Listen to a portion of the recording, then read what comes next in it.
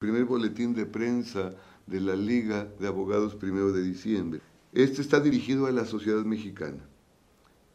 Un ataque brutal a la justicia ha ocurrido en México el primer día de gobierno de Enrique Peña Nieto y en los estertores finales del gobierno de Marcelo Ebrard. Este golpe de mano de corte fascista representa un agravio, una amenaza para la sociedad mexicana en su conjunto, tan grave que nos coloca frente a un estado de facto y en una virtual suspensión de garantías individuales, un verdadero estado de sitio con cercas metálicas de 3 metros de altura soldadas entre sí para impedir a miles de familias llegar a sus domicilios o salir de ellos, miles de elementos represivos en las calles dotados de armas prohibidas para cobijar con sangre la impostura del poder ejecutivo, ataques arteros e indiscriminados contra la población civil, 2 heridos graves, uno, Francisco Cuicendal, con fractura de cráneo con masa encefálica expuesta, otro, estudiante de la Universidad Autónoma de la Ciudad de México, con la pérdida total de un ojo, uno, por una granada de gas lacrimógeno, otro, por una bala de goma. En ambos casos, los disparos fueron directos, 96 personas detenidas de manera aleatoria, 69 consignados sin una sola prueba de cargo, con apenas el dicho de los policías. Nunca hubo una actitud disuasiva de las fuerzas represivas, sirvieron como mensajeros del dolor y el sufrimiento, visibilizando el talante represivo del nuevo régimen, entre comillas, local y federal. Para dar respuesta a esta brutal represión, un amplio y disímbolo grupo de abogados y abogadas acusó recibo y hemos decidido constituir la Liga de Abogados 1 de diciembre. Teniendo como único motivo la defensa jurídica de los primeros presos políticos de este desgobierno, en defensa de los jóvenes, lo mejor del presente de nuestra sociedad, que han dado una muestra de gallardía y con su ejemplo anuncian los mejores nuevos tiempos que vendrán. Saludamos a esta juventud rebelde que se atrevió a cuestionar y desnudar los intereses de los poderes fácticos que están detrás del sedicente presidente. Después que el movimiento estudiantil popular de 1968 logró la derogación de los artículos 145 y 145 bis del Código Penal Federal, que contemplaba el delito de disolución social, en el último periodo han legislado la figura de ataques a la paz pública con una penalidad de 5 a 30 años de cárcel. El cuerpo del delito implica el uso de sustancias tóxicas, provocación de incendios, inundaciones o hacer violencia extrema en contra de las cosas, de las personas o de las personas.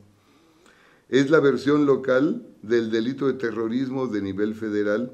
Hoy resulta que las declaraciones de los policías en las que dicen, y se abren comillas, llegaron los del Yo Soy 132 y empezaron a gritar, me dice un policía, muy fuerte, eres un corrupto, eres un ladrón. Y se cierran comillas. Y la Procuraduría General de Justicia del DF pretende hacer pasar estas ofensas como violencia extrema contra las personas, como si se tratara de personas. Es una aberración jurídica claramente dirigida contra los movimientos sociales de cualquier naturaleza. Y ahora vemos, especialmente en contra de la juventud, una penalidad del doble de la señalada para el delito de rebelión y mucho más alta que para el delito de sabotaje. Esto nos da una idea de cuál es la orientación de este movimiento de abogados de esta liga el 1 de diciembre. Qué bella pregunta. Soy profesor de la UNAM desde hace 32 años. El 6 de febrero cumplo 33 años como académico de la UNAM. Tengo definitividad por oposición en las materias de Historia Universal, México 1, México 2, Teoría de la Historia, Ciencia Política 1 y 2 y Derecho 1 y 2. Actualmente imparto la materia de Derecho a nivel de bachillerato. Y mi experiencia como abogado postulante pues empezó desde antes inclusive que yo fuera abogado, en la década de los 70. Y bueno, en los últimos años me ha tocado la defensa de los muchachos universitarios desde la huelga del 86, donde surgió el CEU. Luego me tocó en la huelga del CGH en el 99-2000, en donde me tocó una participación desde diferentes ópticas, como padre de familia, como profesor universitario, como abogado defensor y como miembro de la Asamblea Universitaria Académica que constituimos especialmente para apoyar al CGH. Me ha tocado colaborar con el compañero Jacobo Silva Nogales y Gloria Arenas Ajís en la elaboración de sus amparos, con los cuales se obtuvo la libertad de ellos, y defendimos alrededor de 800 de los detenidos de la UNAM, tanto del día 1 de febrero del 2000 como del 6 de febrero de ese mismo año. Posteriormente tengo el privilegio de haber defendido al Frente de Pueblos en Defensa de la Tierra, no a los dirigentes, sino a los compañeros de base de este movimiento social tan importante. Ahí hubo 207 detenidos, de los cuales tuvimos el privilegio de defender alrededor de 180 de estos, y ahí es cuando se constituye el colectivo de abogados zapatistas. Y bueno, me ha tocado participar en la elaboración de la ley de amnistía para el caso Atenco. Fui asesor legal del sindicato del Colegio de Bachilleres México, que me dio un golpe de Estado hace 2 meses para quitarme de ahí porque no acepté las corruptelas de la dirección del sindicato y me cortaron. Y me da gusto que haya sido por eso que haya yo salido de ese sindicato.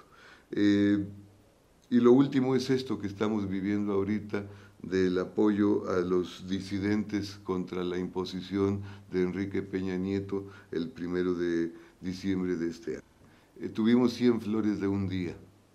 El día 1 de diciembre llegamos más de 100 abogados de manera espontánea allá a las afueras de la Agencia 50 del Ministerio Público. Y padecimos algo parecido a los que estuvieron en la movilización, porque nos echaron encima a los grupos de élite de la Procuraduría de Justicia del DF, el grupo Zorros en particular, que a los abogados que estábamos ahí nos encapsularon también, igual que a los de Filomeno Mata. Fuimos algunos aventados con los escudos de los policías. A mí en lo personal uno me amenazó y me dijo: nada más que te agarremos, hijo de la chingada, ¿no?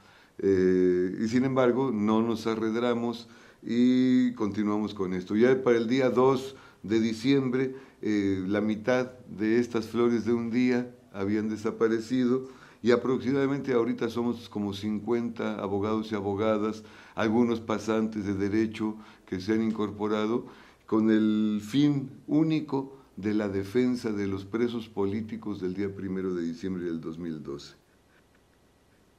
Hubo 2 eventos de disturbios el día 1 de diciembre.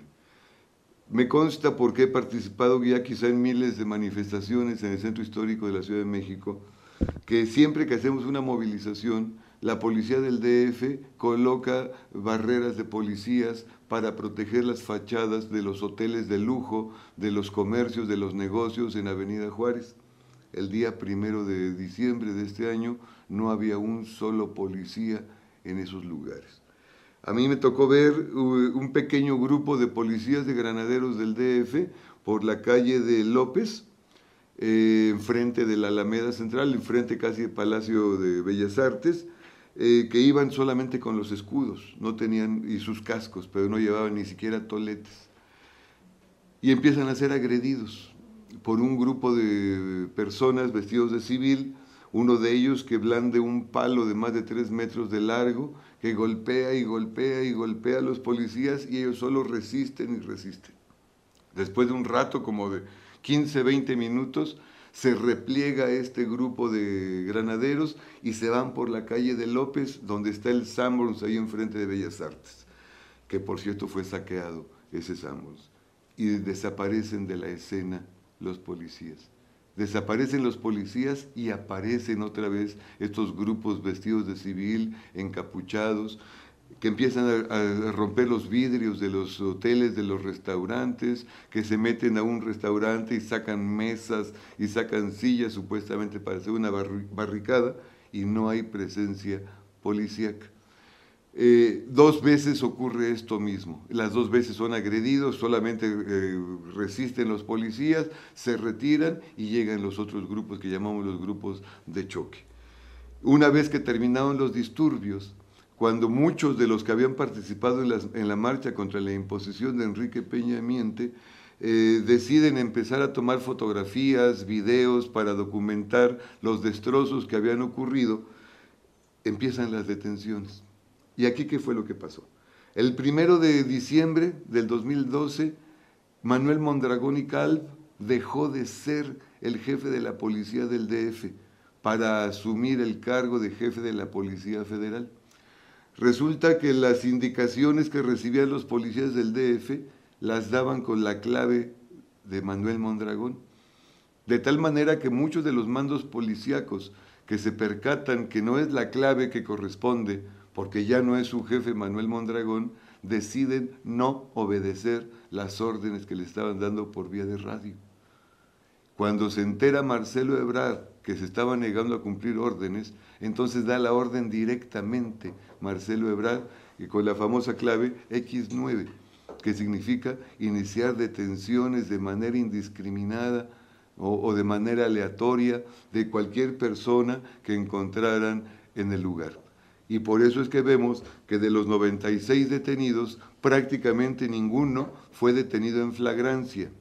Todos fueron detenidos después de los disturbios y por supuesto que se trata de detenciones arbitrarias, como ya lo documentó la Comisión de Derechos Humanos del DF, que elaboró una lista que primero eran de 20 y tantas personas, luego creció a 40 y al final de cuentas fueron los 56 que salieron en libertad, son los que habían sido señalados como detenciones arbitrarias. Y por último, algo que es muy interesante y que le consta a los compañeros de Querétaro que estuvieron en la movilización, un contingente, solamente un contingente, alcanza a percatarse de la táctica que estaba utilizando la policía de bloquear las calles del centro histórico para obligar que fueran los contingentes hacia donde estaban las vallas de la policía. Muchos compañeros, ejerciendo el derecho constitucional de la manifestación, siendo pacífica esta manifestación, llegaban a donde estaba el bloqueo de los policías y muchas veces ahí detenían a los compañeros o eran golpeados. Este contingente que refiero se percata de esta táctica y entonces con el GPS de los celulares y con unos mapas que traen ahí un guía roji, empiezan a buscar salidas utilizando una táctica que me pareció muy interesante de mandar vigías a la esquina siguiente de la calle para que observara si había policía, no ir por ahí y buscar otro lado. Sabemos que ellos caminaron durante horas serpenteando en las callejuelas del centro histórico, pero fue el único contingente que salió indemne. Ni un solo detenido de ese contingente. Y creo que esta es una experiencia que deberíamos retomar.